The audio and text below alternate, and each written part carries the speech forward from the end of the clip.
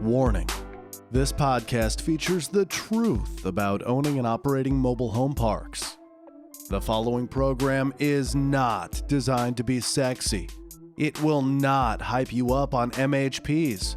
Rather, this is a raw take on this industry and how you find your own path to success.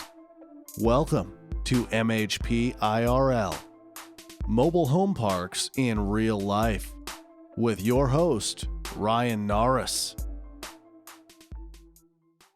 So today on Mobile Home Parks in Real Life, we're going to interview Andrew Keel, owner, operator, hustler. And if you don't mind, Andrew, unlike the other interviews you've been on, because you are so hot right now, just like Will Ferrell from Zoolander, so hot right now, let's just hop right into it. One thing that you have done that I don't know how to do is you have convinced your wife not only to be into this, but to live with you on one of the properties. Thank you, Ryan, for having me. Yeah, I mean, I have an awesome wife, and to be honest with you, it didn't take much convincing because she loves the spontaneity, the ability to just kind of pick up and go to a new destination. So kudos to her for that, and maybe it was just a gift from God that her and I met and kicked it off. But yeah, spousal buy-in's huge because there's a lot of travel, there's a lot of grit, there's a lot of day-to-day issues that come up. So her being my number one, my partner that we talk about everything, she definitely complements my business. So I'm very thankful for that. The one thing I would love to ask you in this realm is the one thing that I thought my wife nailed when I interviewed her is she said, when you truly love it, you'll find a way. What are some things that you have overcome together? I know she's awesome. I've met her. She's even got the T-shirt. Literally, if y'all have ever met Andrew's wife, she'll wear a T-shirt that says, what it says, like, I love mobile. We fix mobile home parks. I love it. I love it. I know it's not been all sunshine and rainbows. What are some of the tough conversations you two have had, if you're willing to share? And probably more importantly, how have you fought through them? Because I know a lot of my listeners are also struggling like I have getting my spouse to buy in on what I do. So my wife and I take a walk whenever I'm home and I'm not traveling. We take a walk every night around our neighborhood, and it's probably an hour walk. And on that walk, I literally just vent, and I talk about everything that happened that day, long-term goals, everything. And she hears everything, and sometimes she almost like just plays therapist. It's like, hey, so how do you feel about that? So it's almost like it's therapeutic for me to kind of get it out, where otherwise I don't talk about it. But yeah, we've gone through, when we moved to Ohio, just the struggle of literally this house didn't have air conditioning. And this house was built in the 20s, and just the struggle of coming from our beautiful house in Orlando, Florida, that was built 10 years ago, now to living in that house where it was, it was something completely different. The basement literally looked like a dungeon. I mean, it was complete polar opposites. So I guess ways she helps me overcome things is that she's a really good listener, and she provides value in the day-to-day, just kind of providing feedback on little tips, and she's very rational, so she helps me. I think the one thing that you have successfully bought in from her as well as yourself is the sacrifice. And I think in this industry, as with anything that is worthwhile, that doesn't come easy. Yes, it's worth it, but boy, is it hard to get there. Can you talk a little bit about some of the things that you have sacrificed to get where you're at today, and some of the things too, because it's not just you and your wife. You have the little one to consider there too. I've never told anyone this, but my first park, the seller, I originally wanted to put down a $1,000 deposit, and the seller wanted $10,000. I sold my truck to have that cash to put down that escrow deposit. I didn't have the money to buy this park, and until I had met some higher players in the mobile home park space, I didn't know that I could buy parks without my own money. So, meeting people throughout my journey that have added value, whether it was from the raising money side of things, the operations side of things, the finding deals side of things. You meet people when you put yourself in the right places, whether it's conventions like SECO, where we are now, or MHI, or a Mobile Home University boot camp. You meet people when you get in these types of events, and I think that's been incremental to my success in this space. But yeah, we We had 2 cars. We had my truck and we had Katie's Chevy Cruze, which we still have to this day. And I'll never forget when we were living up in Ohio, we had the Chevy Cruze, and that was our only vehicle because I had sold my truck. And we had like 138,000 miles on it. And our manager, one day, we were going to pick something up from Home Depot, and he looks over and he's like, "Oh my gosh, you have 138,000 miles on this thing?" Because instantly, like, I feel like there's this perceived thing that, like, oh, you own this mobile home park, so you're just like this millionaire guy, right? But really, like, they've never been exposed to the operator side of things and like using other people's money to purchase real estate. So there is a hustle, there is a grind. A lot of my deals that I do, I don't get paid right away. I get paid on the back end after my investors paid back all of their money. So yes, we are owning and operating 8 parks, but on some of those, there's no cash coming out of those. It's waiting until my investors are paid back, and that's my fiduciary responsibility. Is every day I wake up and I want to get my investors paid back. So it is a grind. It is difficult, but also it's very rewarding because, like, on one example, my very first park that we bought it for 1.34. We just got the appraisal back this week, 16 months later, and the appraisal came back at $2.4 million. That's awesome. And it's Fannie Mae, non-recourse. It's like the best debt. So we're just super stoked, and it pays off. But there's a grind period. It's not just you walk in and turn the key and it starts shooting out money. So, sold the truck, which, by the way, I'm honored that you shared that story with us. So you sold the truck. You're in situations where you're not getting paid, and I would guess, too, because I've faced these situations, where not only are you not getting paid, but you are paying money. So you are in the negative, not to mention the time. It's a lot of sacrifice, but I kind of want to steer this in this direction now, because what I've noticed in my life is I worked a lot of kind of bizarre jobs I never thought I would ever do in my life. I worked for Carnival Cruise Lines. I worked for a car dealership. I worked for Wells Fargo. And the kind of thing is, in the moment, it can be really frustrating because you're like, I know what my dreams are. But in retrospect, I'm so glad I had those experiences because I built skills at those odd jobs that have made me successful today now that I found my dream, now that I'm full-time in it. Can you talk to us a bit about some odd jobs that you worked or some pivotal moments in your life to help folks who aren't quite full-time in the mobile home park industry know that they aren't wasting their time at the moment? They are building skills. They are being productive. 100% agree with you there.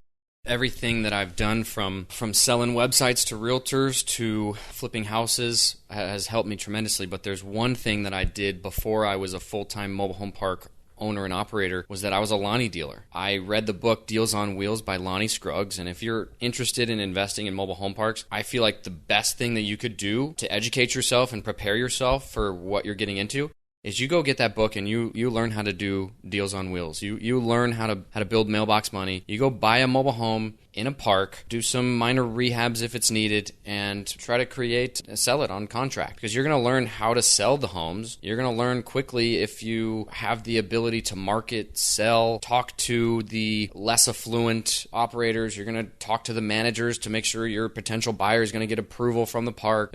It's a good intro into dealing with the clientele we deal with. And I did that quite a few times down throughout Leesburg and Ocala, Florida. And I think that doing that really helped me build my resume to be prepared for the next step. You got to go through the struggles to get to the next step, and doing those Lonnie deals definitely prepared me, because there's homes to this day that we have on like a rent credit program, which is very similar to the Lonnie deals that I was once doing, and it's the same stuff. So it's building your skill set. And even if you want to own a mobile home park, what you're doing today you might think is not significant, but I would just recommend that you just keep hustling and dedicating the time to putting in the work. And I'm a religious guy. I don't know if you mentioned this, but believe in the process. And it's so tough because I've been known, you can ask my wife, I'm not a patient person. When we have a task, we go all in, and we're just like, we're at it every day. But I feel like God puts you through struggles for certain reasons. And I've been through certain deals that I wanted to close that didn't work out because I wasn't ready. I needed to go through that struggle to learn what things cost, and I needed to go through that due diligence. And I talked to a friend of mine, and we had this deal in Iowa, and due diligence was like very intense, and it was expensive. We put money down. We went through this whole process. And then we went to go renegotiate with the seller with what we found, because the seller didn't even know some of these things were wrong in his park. And he's like, no, I'm not coming off my price at all. So the deal was dead right then and there, because we couldn't get a reduction and we wouldn't meet the rate of return that we were promising our investors. So we had to cancel the deal. And someone was like, oh, well, you just wasted all that time and all that money. And I said, no. The money, the time was worth way more than any tuition I could have paid at any college. And I think that's powerful. There's a great book called Give and Take that pretty much just simplifies, I think, what you're saying, which is there are really kind of three buckets you can put people in: givers, takers, and matchers. Overwhelming majority of people are matchers. My wife, big time matcher, she'll tell you in a second. When she gives you something, she wants something of equal value in return. I think you and I are both givers. I like to give, and the whole podcast is about giving people value. It'd be great if I got something in response, but honestly, I'm happy giving the world value. And I think you and I share that in common. And to put yourself out there, spend your time, your money, make sacrifices, and then to walk away with nothing in the short term, it hurts. There's no getting around that. I remember the first time I backed out of a deal after we spent a couple $1,000 in due diligence, and my wife was like, why do you do this to yourself? And I'm like, sweetheart, you're a matcher. I'm a giver. I'm going to throw a bunch of seeds out there, and as long as I have a good garden, I'm not going to get every single seed, and that's okay. But one thing that you did to kind of shift gears, you kind of told me I really respect, being the son of a college professor, the ability to take something complex and make it very, very simple. And you told me this, and I actually haven't told you this yet, that I thought was brilliant, that you said that I kind of inherently knew, but I just didn't think of as simply, is that really every deal kind of has three parts. You have your debt, you have your investors, and you have your operations. And it's kind of three-legged. And one thing I think you do really, really well and unconventionally is you are able to find quality investors who are just sold on you and the Keel team without giving away your secrets. What are some ways that people, my listeners, can differentiate themselves, or where are some ways that they can go and look and have these conversations? Because I feel like right now in this economy, it's very easy to get people to say yes, but it's not as easy to get people to actually write that check. I definitely agree with you. So first off, the most important thing you need to know is you don't want to be that weirdo. You don't want to be the weird guy that's like always going around the room, like putting everybody in a profile, seeing who has money, who doesn't, and then trying to just approach the people that have money that could potentially fund a deal for you. You don't want to be weird about it, and I think that's really important. When I wouldn't say I'm really looking for money to fund deals, I'm looking for interest. I tell people what I do, and I could tell very quickly if someone's interested in mobile home parks. I mean, whether I'm out to dinner with some friends, or I'm over at a good friend of mine's parents' house, or having a little party. We're UCF football fans, so I'm at a tailgate. We're talking about what we do, and whenever I get talking about mobile home parks, I'm very passionate about it, and it kind of just comes out that I'm pretty passionate about it. And when people ask questions, I try to answer them and tell them as much about it as they want to know. And through doing that, I feel like they can tell that I'm passionate about it, so then they kind of get more interested, and then also build rapport with people, how to win friends and influence people. Before we ever start talking about mobile home parks, we're talking about them. We're talking about their business, their work, their weekend, their plans. So I think that's helpful in building rapport, building relationships. And then when the tables do turn and people find out through different avenues, whether it's my social media that I have out there, whether it's through a podcast, or however people find out about what I do, after I've already met them and provided value and talked with them, I found it that they end up coming back to me and asking, hey, I'd be interested in investing. Can we talk more about this? So I pride myself on trying not to be the weirdo and pursuing other people. I try to let the players come to me that are really interested in being a private lender in one of my deals. And we've been pretty fortunate with that, where we've met some good players. And then the other side is when you get your investors really good rates of return, they turn around and they don't want the money back. They just want to do another deal with you. So once you do execute, there's an abundance of money that continues to be there for you when you have another deal. That's fantastic advice. Where I think I'd like to end this podcast episode is a question about what was it like for you when it was time? You hit critical mass, you're full time in what you know you're meant to be doing. What did that joy feel like? And also, I think you and I agree on this too. It's not done just because we're here. We're going to continue to grow something, and I think you and I share that in common as well, as we like to continue to grow things. But tell the listeners that aren't quite there yet, full-time in this industry, what it felt like to give them a little bit of a carrot to continue to keep working. Because like I told you before we started this episode today, I feel like if I can do folks a service, it's to let them know you can do it. It's going to be tough. And as long as you have that mentality, you can break through the promised land. And then once you're in the promised land, for us, it's to continue to grow. But please share a little bit about how it felt when you knew checks were going to clear the bank.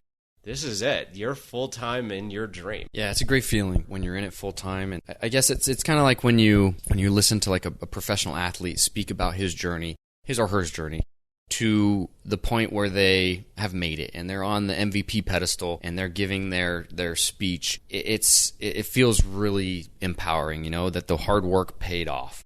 And like you said, it's not over. The step just keeps going up. I started doing Lonnie deals and I just kept looking up the ladder. What's next? What do I need to learn to get to that next level? Who do I need to meet to get to that next level? And I think that's really important. And then also there's going to be risk involved. There's going to be things that are outside of your control that you're going to have to get okay with. And analysis paralysis is real. I mean, if I've seen it once, I've seen it 100 times where people, they know enough, but they're too nervous to pull the trigger and execute. And I think that is a valid concern that many people have, is just, hey, do I know enough? Am I ready? And you'll definitely know when you're ready. But I would recommend, and when people reach out to me, which feel free to reach out to me, and I would be happy to educate you and give you advice. You can check out my website. It's keelteam.com. But basically, I recommend everyone go listen to as many mobile home park investing podcasts as you can. Literally dive in. And then after you get through the first 20 episodes of all of them, then call me and let's talk. Because if you're not willing to put in that type of time and be passionate about it and enjoy the time listening to those, you're not ready. Because you're not willing to sacrifice what is necessary. Because for me, I still listen to podcasts to this day every single morning when I'm working out, and it's like I love it. I need it. If I don't listen to my podcast and I don't get my workout in the morning, the rest of the day I feel like I'm just like, I'm lethargic and I'm wasting time, and I need to go back and restart. So I think you really should dive into any content you can, get as educated as you can, and then take the necessary steps to move forward. And don't be scared to pull the trigger once you do find the deal. And people like Andrew and myself are here to help you too. We really are. We really want to connect with folks who are passionate like us. And that's a big reason why I'm doing my podcast, is because I want to help and connect with like-minded people who are willing to work. And I'd like to end off here. I'm going to put all your contact information in the little episode. So folks, all you have to do is look at the description. It'll have a link to Andrew's website and how to get in touch with them. And I want to leave with this. Before we started this interview, I asked Andrew how he wanted to be introduced. And the one word that had to be there was the word hustle.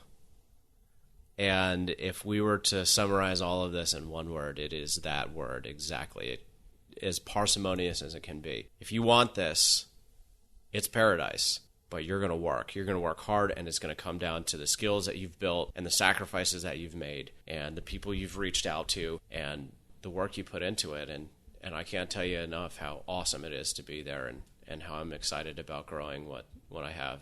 Andrew, I can't thank you enough for being a part of this. And thank you so much for having me. Yeah. I appreciate it. Guys, thanks for listening in.